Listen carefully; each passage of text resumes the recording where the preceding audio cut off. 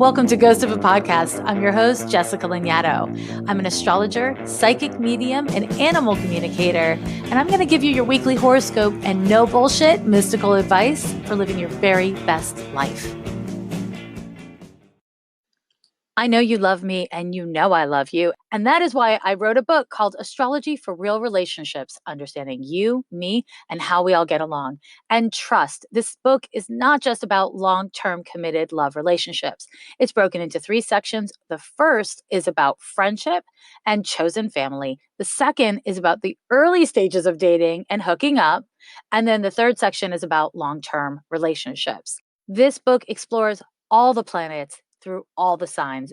If you're a seasoned astrologer or if you're just getting started, this is the thing you cannot live without. My loves, it's inclusive, it's feminist, it's got queer content, it's got all the content you've been needing from astrology and so much more.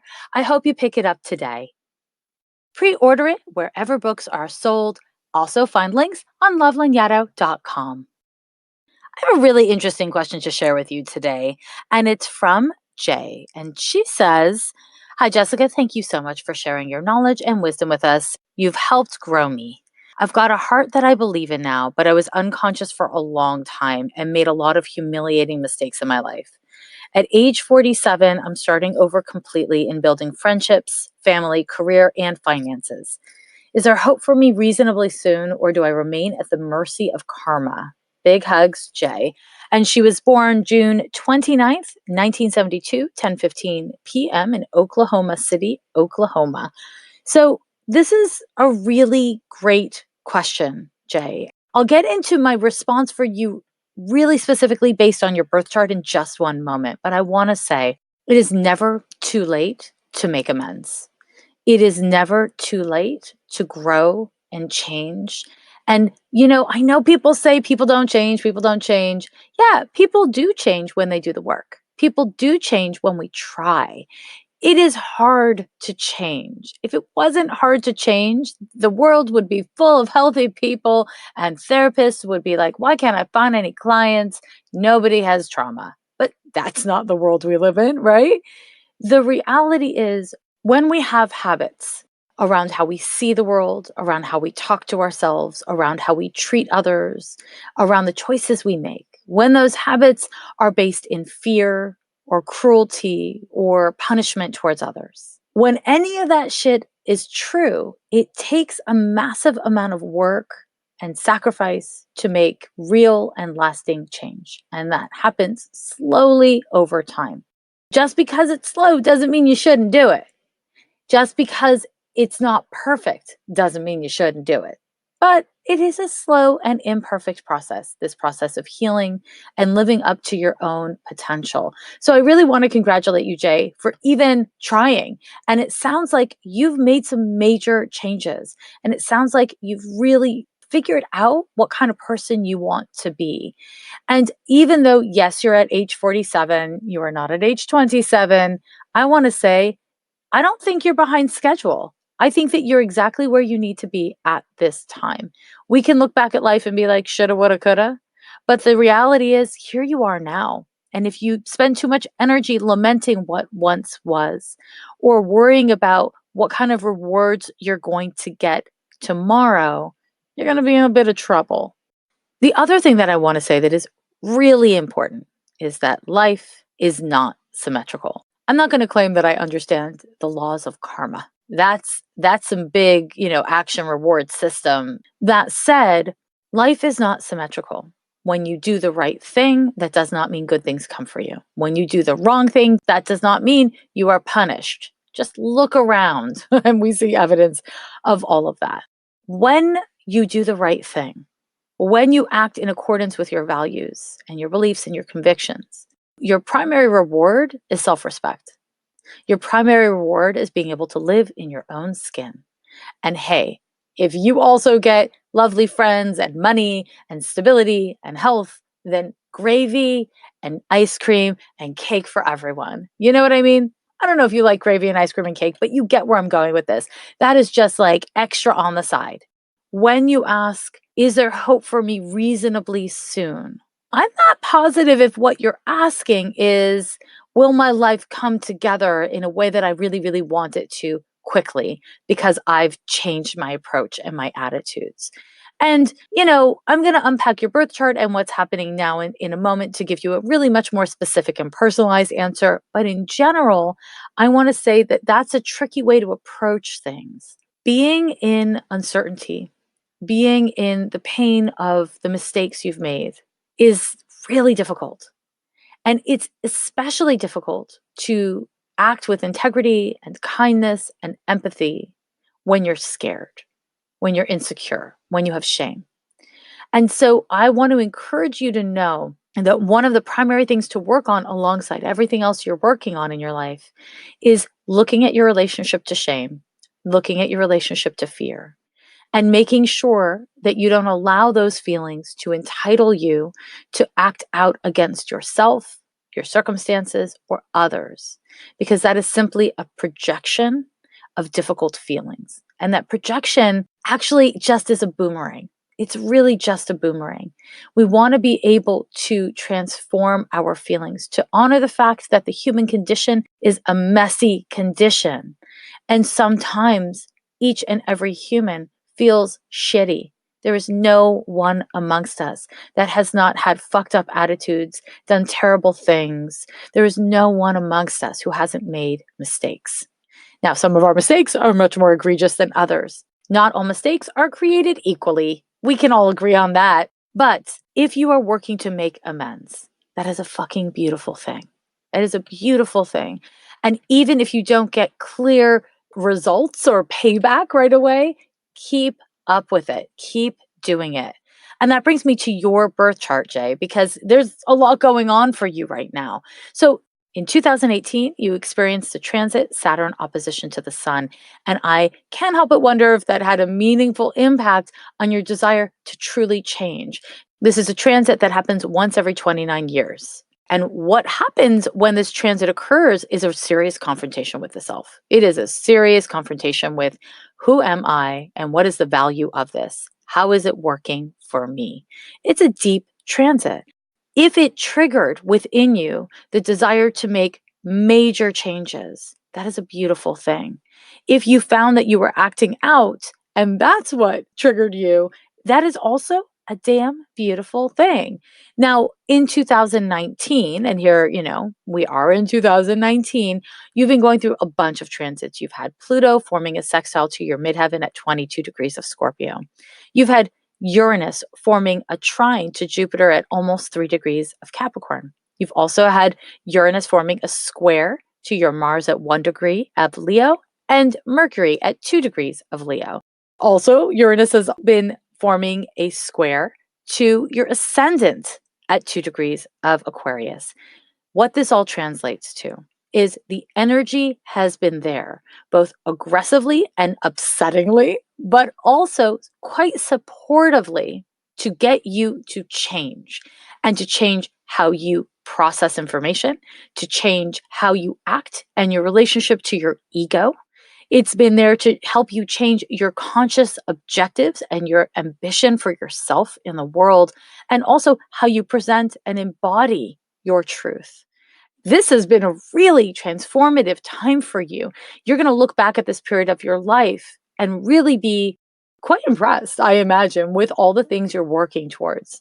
At the same time, you've had a Saturn square to Uranus, and that transit is still active. And Saturn square to Uranus has really forced you to let things go that were inhibiting your growth, right? And so when you mention finances, I imagine you've probably had to take a hit. And you may have had to deal with unexpected expenses or some sort of a loss that really, it really messed with your sense of order. So here's the good news. This is a chance to rebuild in a way that's more sustainable. The bad news is there's more transits to tell you about. Neptune has been forming a square to your natal Saturn, and that transit will be over, flipping to a page, in December 2019. Now, Neptune square to Saturn generally has us questioning reality, like what is real and what is not real. And it's a really upsetting transit. Most people experience a great deal of anxiety when they're going through this transit, and it upsets things if you don't believe in the value of how you are behaving. right? And so here's the good news. It's got you to look at your own morality and how you're embodying your truth. And it's got you to start changing the way you relate to other people, to money, to your ambition, to kind of yourself and everything. It's a really wonderful thing, even though it is super freaking unpleasant. So this transit will be over in December, and that is great news for you because what you'll have is a moment of stability. You heard me say a moment, right? You heard me say a moment. It's just a moment. Because what's going to happen in 2020 is a couple really important things. The first one is in March of 2020, you're going to enter into a Neptune square to Venus. And this is further going to challenge you to act in accordance with your values in regards to money and relationships and essentially your value system. You're going to be going through a Neptune square to Venus. You have Venus at 20 degrees of Gemini. This will challenge you to really look at the way you relate to other people, to your value system, and to your finances. This is not a completely easy transit because it's trying to get you to embody value and meaning and to have healthy boundaries. So to not martyr yourself in your search for humility, to not idealize other people in your search for kind conduct. So it's boundaries and it's tricky. Boundaries are hard. Rules are easy for you. You just slap down a heavy rule, you be heavy handed about it, bada bing, bada boom, you move on. You don't think twice. But you're trying to outgrow that behavior and you're trying to have healthier boundaries. And the reason why people don't have healthy boundaries is because the nuance of how to have firmness about your value and your beliefs and your boundaries without being cruel is very difficult. It's difficult because it is easier to not be present for the implications of your conduct or your needs, right? It's easier to abandon yourself or to abandon others, depending on your personality or your situation. Easy is not always the, wisest move. Easy is not always the most sustainable thing. And I think it's really important for me to acknowledge that it is in our 40s that we deal with so much of the consequences of the things that we can kind of just shove under the bed and in the back of the closet in our 20s and 30s. And this is healthy, normal, and appropriate.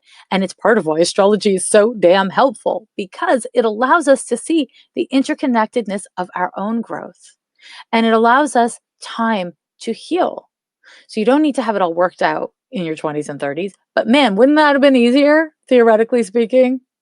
It happens. We do our best. You're doing your best, and I'm impressed. So Neptune is going to be squaring your Venus, and it's going to be a test of boundaries. And my guess is you're not going to be naturally great at that. And that's okay. Part of why I think your conduct historically has maybe been challenging is because when things aren't organic for you, because you're really smart and you're good at a lot of things, you can get a little heavy handed.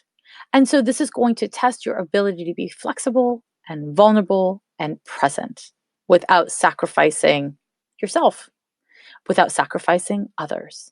It's a process. Will you see immediate financial results for this? I don't know. Maybe, but it's not what I would predict. It's not the right way to think of things at this time, as much as you might need them. Now, you didn't share enough in your question for me to know if you're dealing with like a real crisis of your safety and security. I'm guessing you're not since you didn't mention it. But I will say we are all at the mercy of the consequences of our actions or our lack of actions. We are all on the hook for what we do and don't do. And you are making meaningful changes. And that doesn't mean you're going to have immediate consequences that are palatable for you. At the same time that this Neptune square to Venus is happening, you're also going to be going in 2020 through a Uranus sextile to the sun. What a fantastic transit. It is great. It is supportive for embodying the growth and change you want. It's actually a great transit for work, which for many people translates to money, right? So it's not about career per se, it's about work. So the most important thing I want to say is stay with this work. Stay with the clarity of your intention about the kind of person you want to be. In your birth chart, what is clearly articulated to me by your North Node conjunction to the ascendant from the 12th house is that you've come here in this lifetime to really embody the truth of who you are, to honor your spiritual values. And, you might not be the most woo-woo person in the world. You might not be that spiritual, But when I say spiritual values, I mean the values that you truly believe in and not the values of society or obligation or convention. Your true beliefs, your true values, to honor that, to embody that. And that means you need some measure of time alone. You need some measure of time with yourself so that you can recalibrate and separate out habits, automatic responses, defensiveness, a sense of responsibility or, trying to do what's appropriate from what is your truth. And listen, very few people can be at 100% of their truth 100% of the time. That's okay. When we make compromises, we want to make sure that they don't compromise us at a core level, right? Because we all have to make compromises. That is life. But what we want to make sure is that that compromise does not compromise us. And that is what you're learning how to do, to not sacrifice yourself or others for your own convenience or for things to be tidy, to not disassociate from what is true for you because you want instant gratification or quick results. Now, my dear, I am hoping that this read has been really validating for you because I think you're on the right path. I think you're pointed in the right direction. It is a slow path. Some days it feels really fast, but overall, in terms of results, I imagine it's quite a slow path. And you know what? A nice thing about being an adult, as you are, is that, we get a little bit of a big picture perspective, we get a little bit of patience. So I hope that you can have faith in your own conduct and really look for proof of success in how you feel in your relationship to yourself, day by day, step by step, little bit of progress by little bit. You probably already know by now that I record Ghost of a Podcast on Anchor, and I do that because it's the easiest way to make a podcast. It's free, and there are creation tools that allow you to record and edit your podcast right from your phone or your computer. Anchor distributes your podcast for you, which is super convenient. It can be heard pretty much everywhere from Spotify to Apple Podcasts and across all the platforms. And you can make money from your podcast with no minimum listenership. It's everything you need to make a podcast in one easy place. Download the free Anchor app or go to anchor.fm to get started today. On Spotify, you can listen to all your favorite artists and podcasts in one place for free. You don't even need a premium account. Spotify has a huge catalog of podcasts on every topic, including astrology. On Spotify, you can follow your favorite podcast so that you never miss an episode, and premium users can download episodes to listen to offline from wherever you are. You can easily share what you're listening to with your friends on Instagram. Just go ahead and download the Spotify app, search for Ghost of a Podcast on Spotify, or browse podcasts in the Your Library tab. Also, make sure to follow me so that you never miss an episode. Calling all moon lovers and magic makers, the 2020 edition of the Many Moons Lunar Planner is now available. Next year's astrology is intense to say the least, but the Many Moons Lunar Planner is here to help. It includes major astrology transits and every moon phase and sign of 2020. There are original spells for each new and full moon of the year, ritual suggestions, unique tarot spreads, as well as a ton of journaling prompts. This is a one-of-a-kind planner. Go to modernwomen.bigcartel.com to buy yours before they sell out, or click on the show notes. Darlings, it is Mercury retrograde now. It'll be retrograde until the 20th of November. It's a great time to kind of check in with what you've been thinking. Look back at what you've been learning. It's a great time for all that. This Mercury retrograde has been driving me bonkers. I'm not going to lie. The shadow, ooh, what a deep shadow that was. For me anyways. Lots of technical glitches. Shout out to all of the technology platforms that like to push updates during Mercury retrograde. As I talked about in last week's podcast, it's likely to kick up a lot of frustration, surprises, that kind of thing. But here's something. Granted, it's been like 3 days at this recording that Mercury has been retrograde.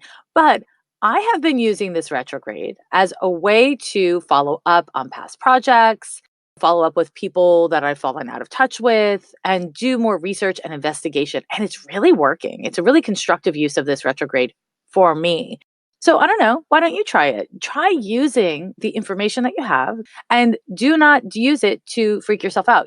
Every Mercury retrograde, I get a million DMs from people and emails being like, I want to go on a job interview on this date. Can I? Should I? I want to start this new thing. Can I? Should I? And the answer is always the same. We don't use astrology to hide under the covers. I mean, we shouldn't. You're not supposed to stop your life during a Mercury retrograde. What you're meant to do is use the information. Oh shit, Mercury is retrograde. That means I shouldn't just read that contract 4 times. I should have someone I trust look at it for the 5th time, right? It's about just using that information to know, oh, I'm inclined to miss something. I'm going to work harder. I'm going to, reiterate what I understood to someone else. When somebody messes things up, I'm not going to take it personally. I'm going to be like, oh yeah, Mercury is retrograde. C'est la vie. Now we're looking this week at November 3rd through the 9th, 2019. There's, actually not that many transits going on, but there's one big one worth really unpacking. On the 5th, we have a Mars square to Pluto. The thing I want to say about Mars square to Pluto is that you want to look around you. Look at the country you live in. Look at the city or the state or province that you live in. Look at the world. Look at the international community of humans that exist on this fucking weird planet. Look around you and notice the struggles that are happening in the people around you. Notice the struggles that are happening. And I don't mean the psychic or psychological struggles, although please have compassion and empathy for that. I am talking about the struggle for power, the struggle for autonomy. When we have Mars and Pluto, we are looking at the 2 planets responsible for war. And I'm not saying that we should expect war to break out around this transit. Not at all. It's not a big enough transit for that IMO. What I am saying is that these planets are ego-driven. They can be fear-driven. They have a lot to do with defensiveness, and they have a lot to do with intense feelings that compel people to fight, to stand up and to fight. And it's not inherently about justice. It's not even inherently about autonomy. It's inherently about the need to fight for power. We see reiterations of this globally, where we have Mars, we have the need for visceral reactions, visceral embodiment of responses. And when we have Pluto, it's driven by resentment, bitterness. It's driven by shame. It's driven by the need to be seen and recognized as powerful and valuable.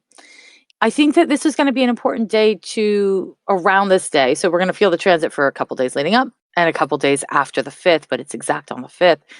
You want to really pay attention to what's happening on the streets in volatile regions. You want to pay attention to what people with power are doing. You want to pay attention to militaristic responses from people in power, from governments. And what people in power are getting away with in one region, the people in power in other regions are paying attention to, that you can trust. And so you want to notice, because it is a generous, kind, empathetic, and responsible thing to do. You want to notice also as a step towards self-preservation. Know what's happening in the world. Know what's happening in the world so that you can see what's coming in your world. I think that this is a really important thing. It's something that I return to in the podcast a lot. The need for us to bear witness to each other, stand up for each other. Mars square Pluto is tense and it's provocative. It tests your ego. And if at the end of the day, the only thing you really care about, the only thing that you're willing to stand up for is you, or even you and yours, we have a problem. We have a little bit of a problem. And so I want to encourage you to pay attention. Now, on a personal level, Mars square to Pluto is a transit that is likely to have you feeling a lot of kind of ways. You might find that you get caught up in a power struggle with someone, that you feel really frustrated by someone who's coming for you, or maybe you're obsessing on someone else and you want to come for them.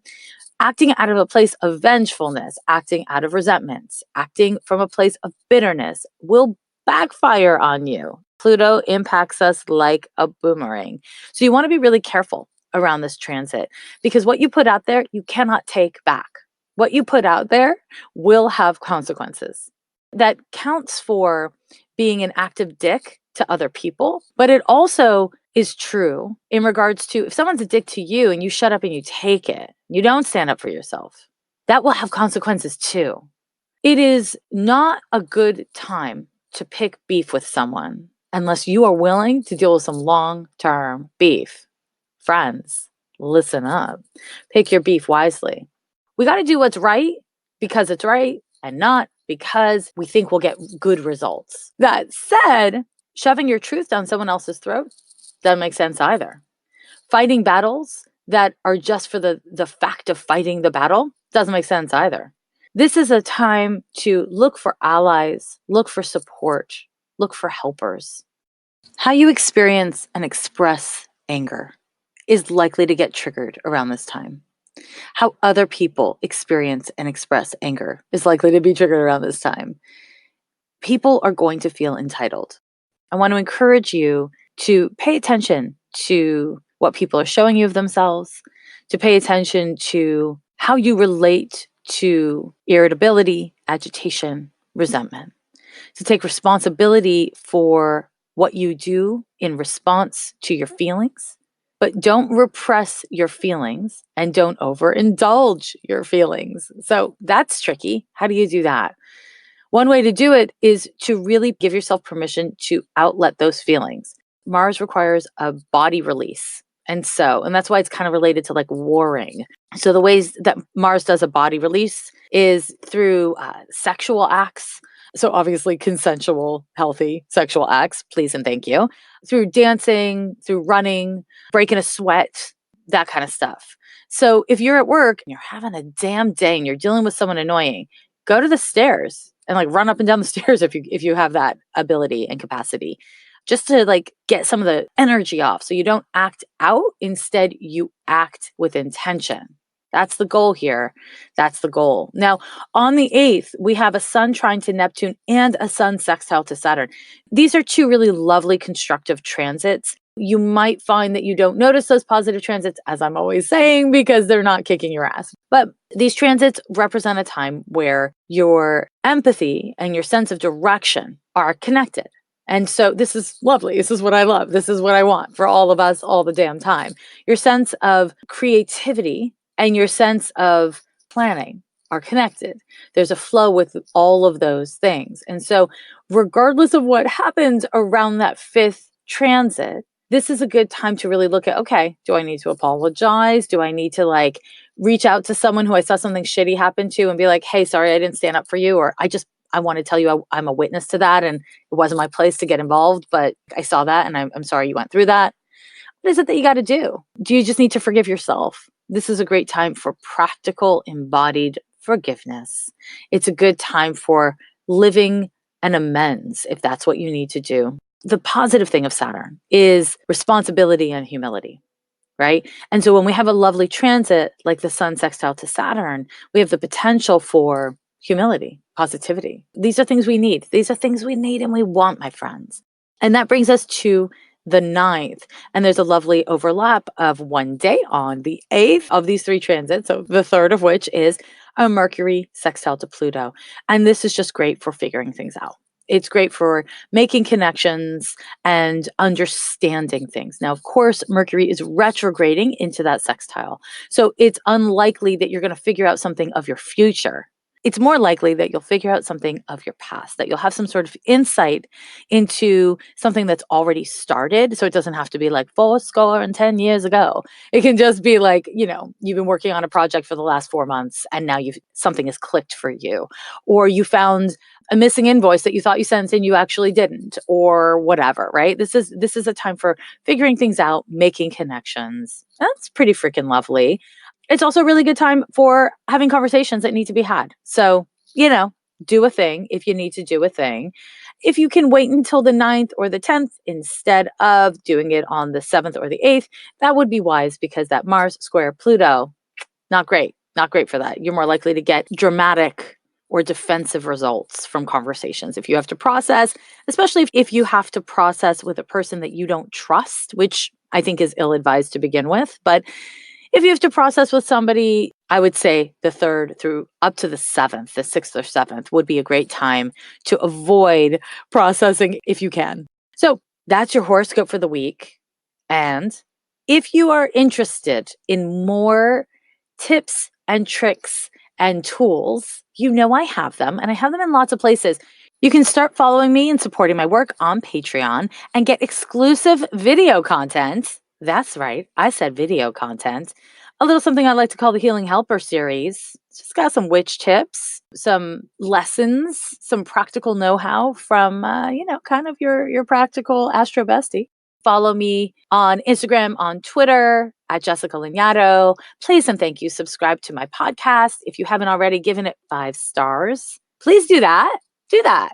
5 stars. If you want to write me a review, I super freaking appreciate it. Can I just tell you one last thing that has nothing to do with my podcast whatsoever? But I happen to live in Oakland, California, and I was hanging out with my cat, Panda Elizabeth Henry. He's amazing. And we were in the backyard just living our lives. Were we living our best lives? I'm not sure, but we were living our lives. And I swear to all that is holy, a fox came around. Just a fox, a little fox came around, sniffing around. And me and my cat were like, what? Wait, what? A fox in a city? A fox in a city? What kind of city is this? What kind of life is this? All to say, you know what? Magic is everywhere. Are animals magic? Kinda. Sure. And for those of you who are still listening to this podcast, I want to give you a big fat hug. Huge one. Thanks. Why are you still listening to me? Okay, I'm going to stop talking now. I love you guys. Talk to you next week. Bye. Every year they say the end is near, but we're still here, yeah, we're still here.